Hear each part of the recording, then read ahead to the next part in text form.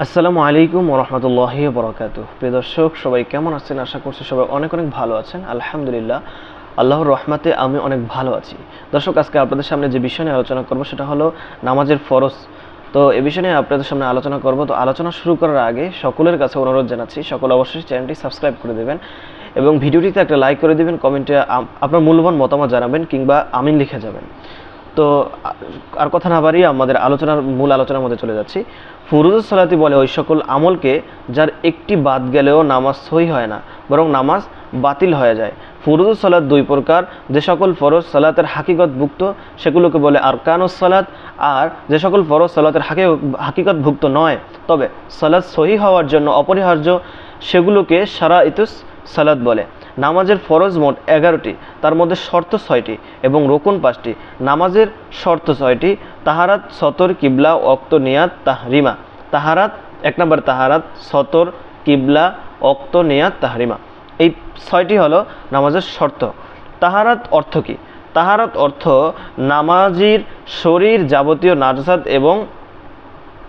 নাজাসাত থেকে পাক হওয়া এবং বড় হাদাস ও ছোট হাদাস থেকে পাক হওয়া। অর্থাৎ অজুর প্রয়োজন হলে অজু করে নেওয়া এবং গোসলের প্রয়োজন হলে গোসল করে নেওয়া। খ, সতর, কাপড় এবং তাহারাতের এটা ক নাম্বার বলা হয়েছে। খ নাম্বার, কাপড় এবং নামাজের স্থান নাজাসাত থেকে পাক হওয়া। কাপড় এবং নামাজের স্থান নাজাসাত থেকে পাক হওয়া। নামাজের স্থান মানে দু পা, দু হাত, দুই হাঁটু ও কপাল রাখার স্থান। আর নাজাসাত অর্থ ওই পরিমাণ নাজাসাত যা শরিয়াত মাফ করে না। দ্বিতীয় নম্বর, সতর। সতর ডাকতে সক্ষম অবস্থায় বেলা সতর নামাজ সহি নয়। আর নামাজের শুরু থেকে শেষ পর্যন্ত সতর ঢাকা ফরজ। নামাজের আগে থেকেই যদি কোনো অঙ্গের 4 ভাগের 1 ভাগ খোলা থাকে তবে নামাজ শুরুই হবে না। আর যদি নামাজের মাঝে ওই পরিমাণ সতর খুলে যায় এবং 1 রোকন পরিমাণ সময় খোলা থাকে তাহলে নামাজ ভেঙে যাবে। 1 রোকন পরিমাণ অর্থ 3 তাসবিহ পড়ার সময়। 1 রোকন পরিমাণ অর্থ হলো 3 তাসবিহ পড়ার সময়। এটা হলো নিজে নিজে সতর খুলে যাওয়ার বিধান। পক্ষান্তরে নামাজে নিজে যদি সতর খুলে ফেলে তাহলে সঙ্গে সঙ্গে নামাজ বাতিল হয়ে যাবে। নামাজে যদি নিজে সতর খুলে ফেলে তাহলে সঙ্গে সঙ্গে নামাজ বাতিল হয়ে যাবে। পুরুষের সতরের সীমানা হলো নাভি থেকে হাঁটু শেষ পর্যন্ত। পুরুষের সতরের ঠিকানা হলো সীমানা নাভি থেকে হাঁটুর শেষ পর্যন্ত, অর্থাৎ নাভি সতরভুক্ত নয় তবে হাঁটু সতরভুক্ত। স্ত্রীলোকের সতর হলো চেহারা, 2 হাতের কবজি ও পায়ের পাতা ছাড়া সমস্ত শরীর। আবার খেয়াল করি, স্ত্রীলোকের সতর হলো চেহারা অর্থাৎ মুখমণ্ডল, 2 হাতের কবজি ও পায়ের পাতা ছাড়া সমস্ত শরীর। এটা হলো স্ত্রীলোকের আপনার সতর। 3 নাম্বার, কিবলামুখী হতে সক্ষম অবস্থায় কিবলামুখী হওয়া ছাড়া নামাজ সহি হবে না। কিবলামুখী হতে সক্ষম অবস্থায় কিবলামুখী হওয়া ছাড়া নামাজ সহি হবে না। সরাসরি কাবা দেখা গেলে স্বয়ং কাবাই হবে কিবলা।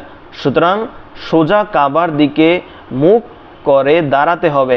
পক্ষান্তরে সরাসরি কাবা দেখা না গেলে কাবার দিক হলো কিবলা। সুতরাং কাবার দিকে মুখে করে দাঁড়ানোই যথেষ্ট হবে।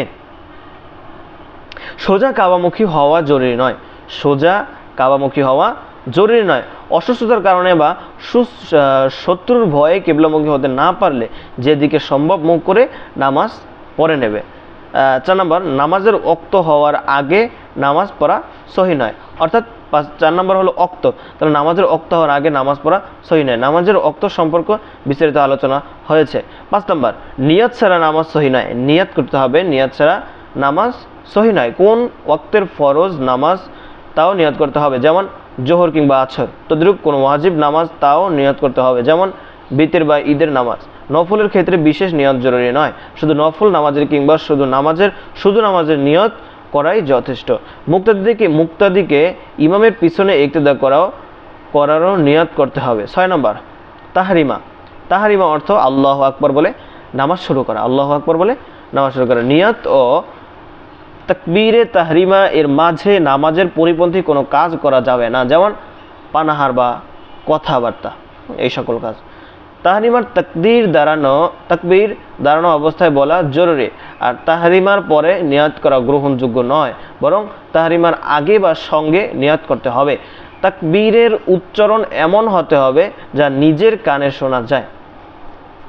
দর্শক, এখন আমরা কিছু মাসালা জানবো, যে এই মাসালাগুলো খুবই গুরুত্বপূর্ণ। আমরা অনেকেই এই মাসালাগুলো জানতে চাই, তো এই মাসালাগুলো আপনাদের সামনে উপস্থাপন করা হবে। তো আমরা সকলেই খেয়াল দিয়ে আসেন, মাসালাগুলো খুবই গুরুত্বপূর্ণ, খুবই গুরুত্বপূর্ণ। তো 1 নম্বর, নাজাসাত দূর করার মতো কিছু না পাওয়া গেলে নাজাসাত সহই নামাজ পড়বে, আর পরে তা দোহরাতে হবে না। আপনি ধরেন এমন এক জায়গায় গেছেন, এমন একটা অবস্থায় আপনি গিয়েছেন কিংবা ট্যুরে গিয়েছেন, এমন একটা জায়গায় গিয়েছেন যেখানে নাজাসাত দূর করার মতো কিছু নেই। নাজাসাত আপনার শরীরের মধ্যে নাজাসাত লেগেছে, কাপড়ে নাজাসাত লেগেছে, হ্যাঁ, এখন নাজাসাত দূর করার মতো তেমন বস্তু টস্তু নেই, তখন নাজাসাত দূর করতে না পারলে নাজাসাত সহই কী করবে? নামাজ আদায় করবে, আর পরে তা দোহরাতে হবে না। 2 নম্বর, তোষক, কম্বল ও তেরপাল জাতীয় মোটা কাপড়ের এক পিঠে যদি নাজাসাত থাকে আর নাজাসাতের আর্দ্রতা অন্য পিঠে দেখা না দেয়, তাহলে অন্য পিঠে নামাজ পড়া যাবে। যদি দেখা না যায় তাহলে কি অন্য পিঠে নামাজ পড়া যাবে।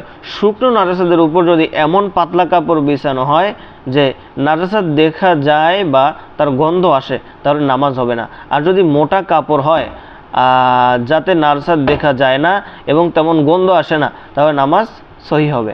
এই বিষয়গুলো আমরা খেয়াল রাখবো ইনশাআল্লাহ। 4 নম্বর, সতর ঢাকার মতো কাপড় বা ঘাস পাতা কিংবা কাদা মাটি যদি না পায়, তাহলে বেলা সতর নামাজ পড়বে, অর্থাৎ সতর ছাড়াই নামাজ পড়বে, আর পরে তা দোহরাতে হবে না। 5 নম্বর, কাপড়ের 4 ভাগের 1 ভাগ পাক হলে বেলা সতর নামাজ সহি হবে। কাপড়ের 4 ভাগের 1 ভাগ পাক হলে বেলা সতর নামাজ সহি হবে না। এমনকি নাপাক কাপড়ের নামাজ বেলা সতর নামাজ থেকে উত্তম। এমনকি নাপাক কাপড়ের নামাজ বেলা সতর নামাজ থেকে উত্তম। অর্থাৎ আপনি সতর ছাড়া নামাজ থেকে আপনার নাজাসাত সহ নামাজ পড়া কি উত্তম। 6 নম্বর, উলঙ্গ ব্যক্তি কিবলার দিকে পা লম্বা করে বসে নামাজ পড়বে এবং ইশারায় রুকু সেজদা আদায় করবে।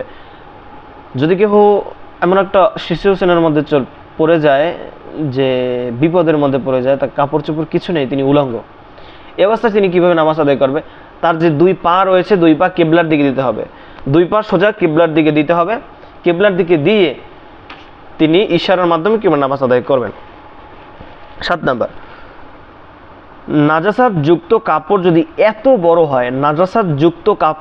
এত বড় হয় যে এক প্রান্ত ধরে নাড়া দিলে অপর প্রান্তে নাড়া পড়ে না, তাহলে ওই কাপড়ের পাক প্রান্তে দাঁড়িয়ে বা শরীরে জড়িয়ে নামাজ পড়া যাবে। ধরেন একটা কার্পেট কিংবা একটা কার্পেটের কাপড়, ওই কাপড়ের এক প্রান্ত থেকে অন্য প্রান্তে কাপড়ের এই পাশ থেকে ওই পাশের একদম ওই পাশে আপনার নাজাসাত রয়েছে। এখন ওই কাপড়ে নামাজ পড়া যাবে কি না?